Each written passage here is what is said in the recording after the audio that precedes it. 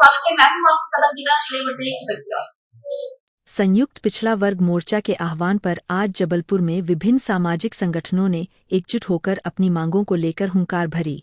इस प्रदर्शन में बौद्ध महासभा, अवाक्स और अखिल भारतीय ओबीसी महासभा सहित कई संगठनों के प्रतिनिधियों ने भाग लिया। प्रमुख मांगे और चिंताएं।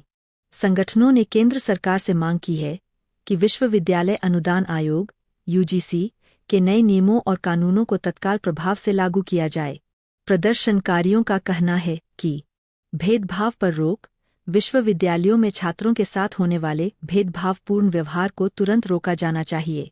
शिक्षा का अधिकार, देश की सबसे बड़ी आबादी ओबीसी और युवाओं को बिना किसी बाधा के उच्च शिक्षा प्राप्त करने का सुरक्षित माहौल मिले। सुरक्षा का मुद्दा, ओबीसी वर्ग के छात्रों के हितों की रक्षा और उन्हें शैक्षणिक संस्थानों में सुरक्षा प्रदान करना अत्यंत आवश्यक है। प्रतिनिधि का वक्तव्य।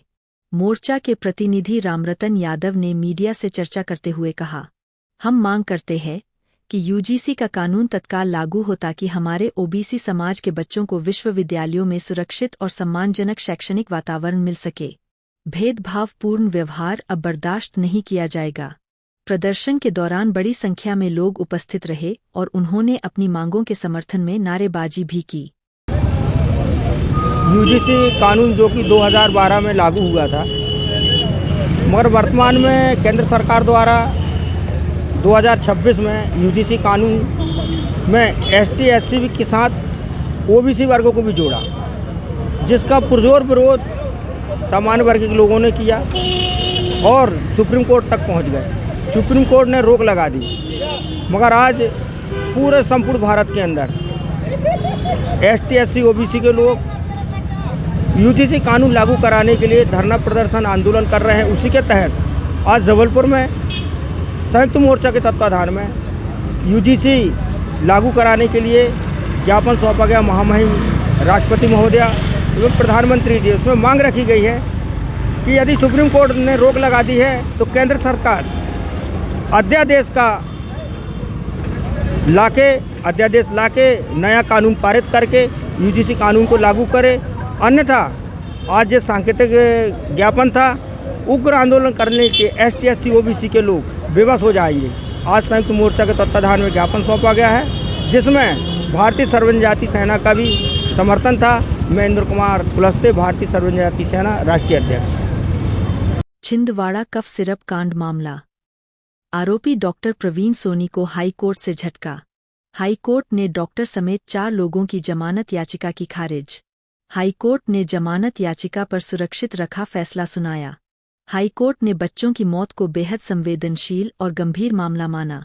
हाई कोर्ट ने अपने आदेश में कहा, डॉक्टर ने नहीं किया सरकारी निर्देशों का पालन।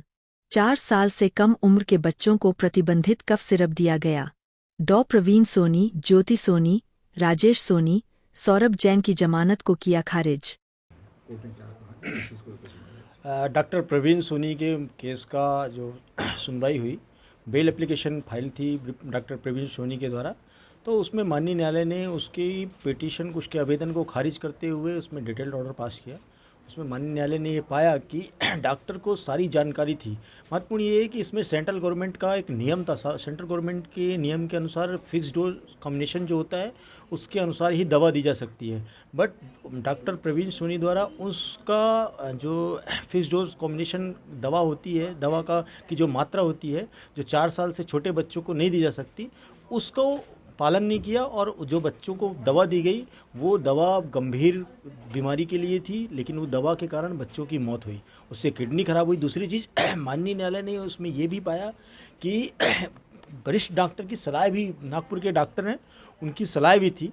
डॉक्टर ने सलाह दी थी कि आप ये दवा अभी मत दीजिए क्योंकि इससे बच्चों को किडनी फेल हो रही है, किडनी खराब हो रही है बच्चों की, पेशाब नहीं कर पा रहे बच्चे।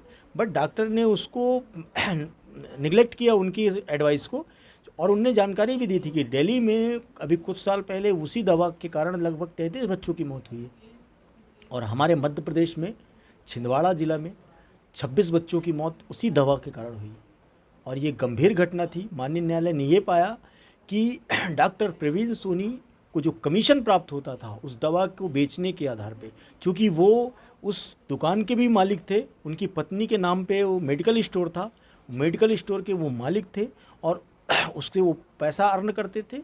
और उस लालच के कारण डॉक्टर प्रवीण सोनी ने ऐसी गंभीर स्थिति पैदा की जिससे 26 बच्चों की मौत हुई। कोर्ट ने आज क्या कहा? कोर्ट ने उनके आवेदन को निरस्त कर दिया, उनके जमानत आवेदन को निरस्त करते हुए ये सारी चीज़ें डिस्कस की, ऑर्डर किया और ऑर्डर में ये पाया कि जमानत देने योग्य केस नहीं है और सभी आरोपियों की 5 आरोपियों की जमानत खारिज कर दी है। अगली सुनवाई कब है? अब खारिज कर दी, उसमें अब सुनवाई अब तो लोकायुक्त पुलिस जबलपुर की टीम ने मंगलवार को रांची जोन कार्यालय में पदस्थ टैक्स इंस्पेक्टर को रिश्वत लेते रंगे हाथों पकड़ा है। लोकायुक्त की इस कार्रवाई से पूरे नगर निगम कार्यालय में हड़कंप मचा हुआ है। प्राप्त जानकारी के अनुसार लोकायुक्त पुलिस अधीक्षक को रांची बड़ा पत्थर मानेगांव निवासी दीपक कुशवाहा पिता सवा वशिष्ठ कुशवाहा ने लिखित शिकायत देते हुए बताया था कि उसके पत्नी के नाम नजूल का मकान है, जिसकी टैक्स रसीद में पुराने टैक्स धारक की जगह अपनी पत्नी का नाम चरवाने के एवज में टीसी चंद्रभान नोनिया, संभागीय कार्यालय नगर निगम जोन क्रमांक -10 रांची द्वारा 5,000 रु रिश्वत की मांग की जा रही है। शिकायत सत्यापन के बाद आज 17 फरवरी को आरोपी टीसी को 3,000 रुपये लेते हुए रंगे हाथ पकड़ा गया। आरोपी के विरुद्ध भ्रष्टाचार निवारण अधिनियम 1988 संशोधन 2018 की धारा 7, 13, 1, B, 13, 2 के अंतर्गत कार्यवाही की जा रही है। ट्रेप दल में निरीक्षक उमा कुशवाहा, निरीक्षक जितेंद्र यादव, उप निरीक्षक शिशिर पांडे एवं लोकायुक्त जबलपुर का दल शामिल था। हमारे यहाँ आवेदक दीपक कुशवाहा ने शिकायत करी थी कि उसने अपनी पत्नी पूनम के नाम से नजूल का मकान लिया था, तो जिसका नाम जो मकान जो है वो पुराने मालिक के नाम से आ रहा था, तो जिसका नाम परिवर्तन कराना था। इसके नाम परिवर्तन के एवज में इनके द्वारा 3,000 रुपये की रिश्वत की मांग की गई है और आज 3,000 रुपये लेते हुए पकड़ाए गए चंद्रभान नोनिया। ये टैक्स कलेक्ट करते हैं, कर संग्रहता, और ये पूर्व इनका पद है सचिव है, जो अभी वर्तमान में कर संग्रहता है। जी बताइए क्या करते हो? जी मैं नगर निगम में गया हुआ था, मुझे एक नजूल का मकान खरीदा है, उसमें मुझे पुराने नाम से नए नाम पे टैक्स रसीद में नाम चेंज करवाना था, तो इन्होंने मुझे 5,000 रुपये मांगा था। 5 चंद्रभान नोनिया करके इनका नाम है, ये नगर निगम में है, पोस्ट इनकी मुझे पता नहीं क्या पोस्ट है, बट इन्होंने 5,000 रुपये मांगा था। इन्होंने बोला कि 2,000 रुपये की टैक्स रसीद कटेगी और 3,000 रुपये हम वर्क पे आएंगे, मतलब काम पे जो भी है घर के आसपास या जहाँ भी, इन्होंने बोला क्या बोलते हैं उसको मुझे पता नहीं है, बट वहाँ पे इन्होंने बोला कि वहाँ आके हम कॉल करेंगे, आपको ले लेंगे। कब से परेशान कर रहे हैं? परेशान लगभग 2 महीने के पहले की बात है। इन्होंने 5,000 बोला तो मेरे पास 5,000 की व्यवस्था नहीं हो पा रही थी, तो इस वजह से मैंने यहाँ वहाँ से करके अभी तक मैं व्यवस्था किया हूँ 2 महीने के बाद। तो ये 10 दिन करीब से मैं चक्कर काटा था इनके। कितने पैसे दिए थे आपने? मैंने इनको 2,000 रुपये ऑफिस पे दिया था, जिनकी इन्होंने रसीद दी है, और बाकी अभी ये दूसरे दिन इन्होंने बुलाया था मिलने के लिए, तो 3,000 रुपये इन्होंने कैश लिए हैं। ये पैसे आप अधिकारियों से बताया? जी सर। यहाँ पे बात हुई थी आपकी लोकल? जी मैंने यहाँ पहले शिकायत की थी, तो इन्होंने मुझे ऐसा ऐसा बताया था कि हाँ ठीक है ऐसा करना है। फिर मैंने उन्हें ले आके पैसे दिया हूँ, तो उसके बाद इन्होंने पकड़ लिया उनको। आपका शुभ नाम? दीपक कुशवाहा। क्या काम करते हैं? प्राइवेट जॉब करते, कपड़े की शॉप पे। आधारताल थाना क्षेत्र में घर की छत पर टीन का शेड, छप्पर डालने की मामूली बात पर हुए विवाद ने हिंसक मोड़ ले लिया, जहां दबंग पड़ोसियों ने एक परिवार पर जानलेवा हमला कर दिया। पीड़ित सचिन बर्मन के अनुसार पड़ोसी संदीप और सुदीप पटेल ने अपने साथियों के साथ मिलकर बेसबॉल के डंडों और धारदार हथियारों से उनके घर पर धावा बोल दिया, जिसमें सचिन के सिर पर गंभीर चोटें आई है और घर की महिलाओं व बच्चों के साथ भी मारपीट की गई। पुलिस द्वारा उचित धाराओं में कार्यवाही किए जाने से क्षुब्ध होकर पीड़ित परिवार ने आज पुलिस अधीक्षक SP कार्यालय पहुंचकर न्याय की गुहार लगाई और आरोपियों की जल्द गिरफ्तारी की मांग की है। आधारताल से सचिन बर्मन और खेतमाई मंदिर कटरा आधारताल से मैं SP ऑफिस आया हूँ। न्याय के लिए। मुझे मारा गया, मेरी फैमिली को सभी को मारा गया। मैं घर पे परसों के दिन घर पे छत के ऊपर टीन का शेड लगवा रहा था छाया के लिए। तो पीछे साइड थोड़ा क्या है, हमारे बाजू से जो संदीप पटेल और सुधीर पटेल और जो रहते हैं, तो 1 फीट का थोड़ा सा बड़ा था। तो क्या पानी की बौछार के लिए जब अपन ने 3 फीट 4 फीट छोड़ी है जगह, तो 1 फीट थोड़ा सा बढ़ने में क्या जाता है। और अगर कोई काम करते वो तो अपन आगे चल के बढ़ चलो कटवा देते, और एक तुरंत अगर वो बोलते तो कटवा देते। तो उन्होंने जैसे बोला कि चलो इनको कटवा दो, तो मैंने भी कहा चलो ठीक है, अभी तो लेबर है नहीं है, मैं कटवा देता हूँ, वो आ जाएंगे, खाना पीने के लिए गए हैं। कहते नहीं अब भी कटवाओ, और वो भड़क के और गाली गलौच बहुत फालतू की माँ बहन सभी को गाली बकने लगे। गाली बके तो फिर थोड़ा सा मैंने भी उनको बोला कि भाई गाली मत बको, उल्टा सीधा गाली बकने लगे। क्या हुआ?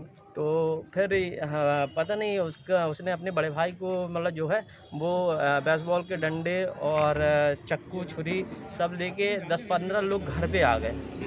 मतलब बाजू में सब, और गुंडों को फ़ोन ऑन करके वो घर पे आ गए। घर पे आके मेरी फैमिली थी, और मेरे ये भांजी हैं, ये वो हैं, बच्चे हैं, ये सिस्टर हैं। इनको भी मारा, हमको भी मारा, सबको भी मारा।